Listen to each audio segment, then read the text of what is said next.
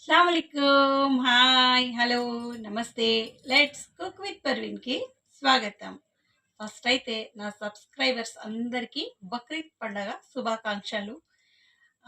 ఈ పండుగ సందర్భంగా బక్రీద్‌లో మాకు మటన్ వస్తుంది కదండీ! ఆ మటన్ కుర్బానీ మటన్ అంటారు. ఆ మటన్‌తో నేను హాఫ్ కేజీ మటన్‌తో బిర్యానీ ప్రిపేర్ చేశాను. పర్ఫెక్ట్ కొలతలతో, పర్ఫెక్ట్ మసాలాతోటి చాలా టేస్టీగా ఉంటుంది. మీరందరూ తప్పకుండా ట్రై చేయండి. లైక్ చేయండి, షేర్ చేయండి, కామెంట్ చేయండి. నాకెంతో సపోర్ట్ చేసిన వాళ్ళవుతారు. రండి, దానికి కావాల్సిన ఇంగ్రీడియంట్స్ తయారు చేసే విధానం చూసేద్దాం. 1 టీ స్పూన్ జీలకర్ర, ఒక 7-8 లవంగాలు, యాలకులు 6, పట్ట ఇంచు ముక్కలు 2, జావిత్రి పువ్వు 1/4 పార్ట్, షాజీరా పావు టీ స్పూన్. ఇది జాయ్ఫల్ చాలా కొంచెం ముక్క అండి, ఒక శనగ అంత ఒక ముక్క, పెద్ద ఇలాచి ఒకటి, ఒక 15-20 మిరియాలు. వీటిని వేయించుకోవాలండి, పచ్చి దంచుకోవద్దు. ఇలా బాగా దూరగా వేయించుకోండి, మాడనివ్వకండి, రుచి అసలు బాగోదు మాడితే. ఇదిగో ఇలాగా వేయించుకోండి. ఇది పర్ఫెక్ట్ బిర్యానీ మసాలా అండి, ఇంక ఇందులో ఏం యాడ్ చేసుకోవద్దు. ఇది మటుకు మీకు ఇది హాఫ్ కేజీ నేను మటన్కి చూపిస్తున్నాను మసాలా. ఇంకెక్కువ చేసుకుంటే సేమ్ క్వాంటిటీ మీరు డబుల్ చేసి తీసుకోండి. ఇదిగో ఇలాగా కాస్త బరకగా ఇలా దంచేసుకోండి రోట్లో, ఎందుకంటే కొంచెం మసాలా కదండి, మనం మిక్సీలో వేసుకుంటే ఇదిగో ఇలాగా పౌడర్ లాగా అవ్వదు, అందుకని రోట్లో దంచేసుకోండి. ఈ పౌడర్ని సైడ్లో పెట్టేసేయండి. హాఫ్ కేజీ పోతుకూర అండి ఇది.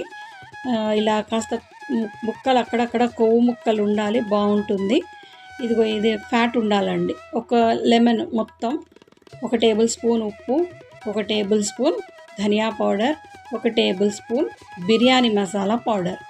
ఇది బయట మనకు దొరుకుతుంది, మీరు ఏ కంపెనీ అయినా వాడుకోవచ్చు. 1 table spoon red chilli powder, పావు టీ స్పూన్ పసుపు, అల్లం వెల్లిపాయ పేస్ట్ 2 టేబుల్ స్పూన్లు తీసుకుంటున్నాను. పెరుగు వేసుకుంటాం కదా, సరిపోతుంది. ఇది పెరుగు 1 కప్ అండి. మీరు కప్పుతో కాదు ఎలా అనుకుంటే చిన్న పాల ప్యాకెట్ దొరుకుతుంది చూసారు కదా, పెరుగు ప్యాకెట్, అదొకటి యాడ్ చేసుకోండి, సరిపోతుంది. ఇవి 2 గుప్పెట్లతోటి నేను ఇక్కడ ఫ్రై చేసిన ఆనియన్ తీసుకుంటున్నాను. ఇదే ఫ్రై చేసిన ఆనియన్ ఏదైతే ఉంటుందో నూనె, అది తీసి పక్కన పెట్టేసేయండి. ఆ నూనె ఇక్కడ యాడ్ చేసుకున్నాం, మంచి ఫ్లేవర్ వస్తుంది. ఇదంతా చక్కగా చేత్తోని కలిపేసేయండి, ముక్కలకు అన్ని ముక్కలకు అంటుకునేలాగా ఈ మసాలా మొత్తం ఇలా కలిపేసేయండి. ఇలా కలుపుకొని గంట నుంచి గంటన్నర వరకు అలా పక్కన పెట్టేసేయండి. మంచి ఫ్లేవర్ వస్తుంది. ఉప్పు ఈ మసాలా అంతా ఆ ముక్కలకు చక్కగా తగిలి అది లోపల దాకా మసాలా ఫ్లేవర్ పోయి ముక్కల్లోకి చాలా మంచి ఫ్లేవర్ వస్తుందండి. బిర్యానీ చాలా బాగుంటుంది. ఇదిగో ఇలా కలిపేశాక దీన్ని మీరు పక్కన పెట్టేసేయండి. ఇందులో నూనె యాడ్ చేసుకుందామండి. ఆనియన్ ఫ్రై చేసిన నూనె ఇక్కడ మనం యాడ్ చేసుకుందాము.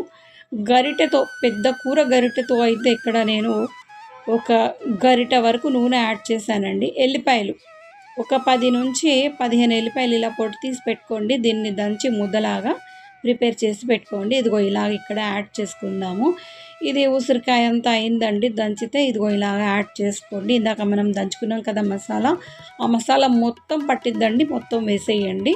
హాఫ్ కేజీకి సరిపోతుంది. ఇక్కడ కొంచెం కొత్తిమీర, పుదీనా యాడ్ చేసుకోండి.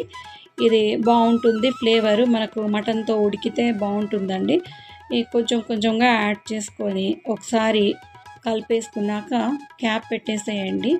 ఒక 2-3 విజిల్లు వచ్చేంత వరకు, అంటే ఇది పోతుకూర కాబట్టి 2 విజిల్లు వచ్చే వరకు చూడండి. కాస్త ముక్క ఉడికిందా లేదా చూసుకోండి. బాగా మెత్తగా ఉడకొద్దండి, కాస్త అలా ఉడకాలి. ఇది బగారాకు నేను ఎసరు పెడుతున్నాను రైస్కి. నేను బాస్మతి రైస్ కూడా హాఫ్ కేజీ తీసుకున్నాను. 4-5 యాలకులు, 4-5 లవంగాలు, పట్టా ముక్కలు ఒక 2, షాజీరా ఒక పావు టీ స్పూను, బగారాకులు 3-4 నా దగ్గర పచ్చి ఉన్నాయని వేసానండి. ఇదిగో ఇటు పక్కన నేను కుక్కర్లో మటన్ ఉడికిస్తున్నాను, ఇటు ఎసరు పెట్టాను. స్టార్ నీస్ ఫ్లవర్ వచ్చేసి 1, ఇవి మార్వాడి మొగ్గ ఒక 2 వేసుకోండి సరిపోతుంది. బాగా ఎసరు రానివ్వండి. రైస్‌లో నేను నిమ్మకాయ పిండేసిన జ్యూస్ పిండేసిన ముక్కను వేశానండి. ఇందులో కొత్తిమీర, పుదీనా యాడ్ చేసుకోండి. ఈ rice half KG rice basmati rice కడిగి నానబెట్టి ఉంచానండి. ఎసరు మరగగానే ఇందులో మనం కలిపేసుకుందాం. చూసారా ఎంత మంచి కలర్ వచ్చిందో, ఆ మసాలాలన్నీ మరిగిపోయి అందులో ఆ ఎసరులో ఇది మంచి ఫ్లేవర్ని ఇస్తుందండి. స్మెల్ కూడా చాలా బాగుంటుంది. అలా మరిగాక ఆ ఎసరుని ఈ రైస్లోకి యాడ్ చేసుకోండి. ఉప్పు, నేను ఇక్కడ ఉప్పు సరిపడా యాడ్ చేస్తున్నాను. రుచికి సరిపడా ఉప్పుని ఇక్కడ యాడ్ చేసుకోండి. ఒకసారి కలిపేసి పలుకు వచ్చేంత వరకు ఉడకనివ్వండి. ఇవి పాత రైస్ అండి. నేను కాస్త ఉడికిస్తున్నాను. ఒకవేళ మీడియంగా ఉన్నా కొత్తగా ఉన్నా కానీ కాస్త పలుకు మీద కొంచెం ఎక్కువ పలుకు మీదే దించేసుకోండి.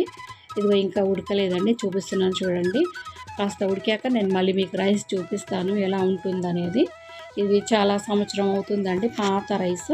ఇదిగో చూడండి ఇలాగా హాఫ్ బాయిల్ అయ్యాక ఆ ఉడికిన మటన్ని రైస్ మించి ఇదిగో ఇలాగా వేసుకోండి. సగం రైస్ కింద లేయర్ లాగా సెట్ చేసుకోండి. ఆ సగం రైస్ మించి మీరు ఇలాగా మటన్ వేసేసుకోండి. ఇలా మటన్ వేసుకున్నాక మిగిలిన రైస్ దాని మించి వేసుకోవచ్చు. ఇలా మొత్తం స్ప్రెడ్ చేసేసుకోండి. కాస్త గ్రేవీని మాత్రమే ఆపుకోండి. ఈ పీసెస్ అన్నీ చక్కగా మధ్యలో అలా సెట్ చేసుకొని మొత్తం స్ప్రెడ్ చేసేయండి. ఇదిగో ఇలాగ నేను చూపిస్తున్న విధంగా ఇలా స్ప్రెడ్ చేసుకున్నాక మనం ఫ్రై చేసి పెట్టుకున్నాం కదండి ఆనియన్స్ కానీ కొత్తిమీర, పుదీనా అవన్నీ మీరు చక్కగా తీసి దగ్గరగా మీకు అవైలబుల్గా అలా దగ్గరగా పెట్టేసుకోండి. నిమ్మకాయ జ్యూస్ కానీ ఇదిగో ఇలా మిగిలిపోయిన గ్రేవీ కూడా అక్కడక్కడ మధ్యలో స్ప్రింకిల్ చేసేయండి. ఈ పలుకుగా ఉంటుంది కదా రైస్, అది సెట్ అయిపోతుందండి ఈ గ్రేవీలో మంచిగా ఉడికిపోయి చాలా బాగుంటుంది. ఇప్పుడు మనం ఫ్రైడ్ ఆనియన్స్ ఇలా స్ప్రింకిల్ చేసేసుకుందాము. ఇలా చేసుకున్నాక కొత్తిమీర, పుదీనా నేను చెప్పాను కదా కాస్త చేతికి దగ్గరగా పెట్టేసేయండి అని. ఇవి రెండు కలిపి ఉన్నాయండి, వేరువేరుగా లేవు. ఈక్వల్ క్వాంటిటీలో తీసుకున్నాను కొత్తిమీర, పుదీనా. అది స్ప్రింకిల్ చేసేసాను. ఇలా స్ప్రింకిల్ చేసుకున్నాక నేను మీకు ఇక్కడ చూపిస్తున్న విధంగా స్టెప్ బై స్టెప్ చేయండి. మీరు ఎక్కడ మిస్ కావద్దండి. రైస్ ఇక్కడ వేసేసుకోండి. ఇక్కడ నేను ఫస్టే నూనె యాడ్ చేసేసాను కాబట్టికి మళ్ళీ ఇక్కడ పీసుల మించి నూనె వేయట్లేదండి. అది ఒక్కొక్కసారి చాలామంది చెప్పారు మేము మర్చిపోతున్నామండి అని. అందుకే నేను పీసెస్లోనే కలిపేసాను. అక్కడ మీకు నూనె కలిపి మీకు అక్కడ ఉడికించేసాను. ఇది నిమ్మకాయ రసం ఆల్రెడీ మనం ముక్కల్లో ఒక నిమ్మకాయ రసం యాడ్ చేసుకున్నాం కదా, ఇది రెండో నిమ్మకాయ రసం అండి. మీద నుంచి మళ్ళీ ఫ్రైడ్ ఆనియన్స్ ఇలా చక్కగా స్ప్రింకిల్ చేసేయండి. కొత్తిమీర, పుదీనా కూడా స్ప్రింకిల్ చేసేయండి. మిగిలిన గ్రేవీని ఇలా మీద నుంచి వేసేయండి. ఈ మీద ఉన్న వైట్ రైస్కి కూడా మంచిగా మసాలా చక్కగా కలిసిపోయి మంచి ఫ్లేవర్ వస్తుంది బిర్యానీలోకి. ఇలా కలుపుకున్నాక ఆర్గానిక్ ఫుడ్ కలర్ అండి, మంచి ఆర్గానిక్ ఫుడ్ కలర్ తీసుకోండి. ఆ ఆర్గానిక్ ఫుడ్ కలర్ని వాటర్లో కానీ లేదా మిల్క్లో కానీ యాడ్ చేసుకోండి. నేనైతే మిల్క్లో యాడ్ చేస్తున్నాను. ఒకవేళ మీకు మిల్క్లో అవైలబుల్ లేకపోయినా కానీ వాటర్లో యాడ్ చేసి ఇదిగో ఇలాగా వేసేసుకోండి.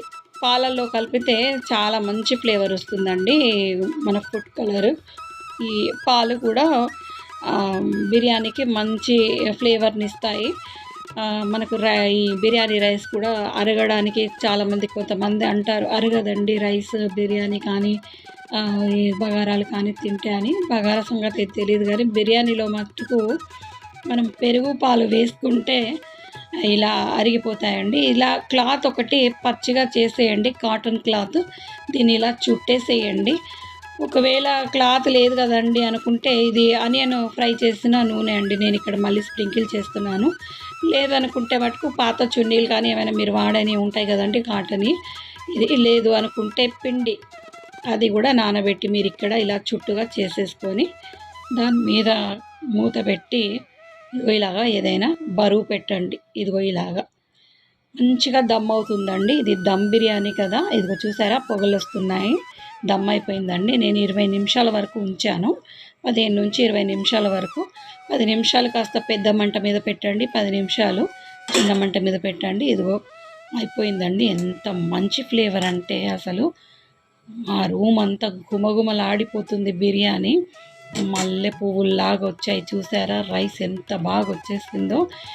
నేను చూపించిన ఈ పోతుకూర మటన్ బిర్యానీ రెసిపీ కుర్బానీ చేసుకున్న మటన్ బిర్యానీ రెసిపీ అండి ఇది.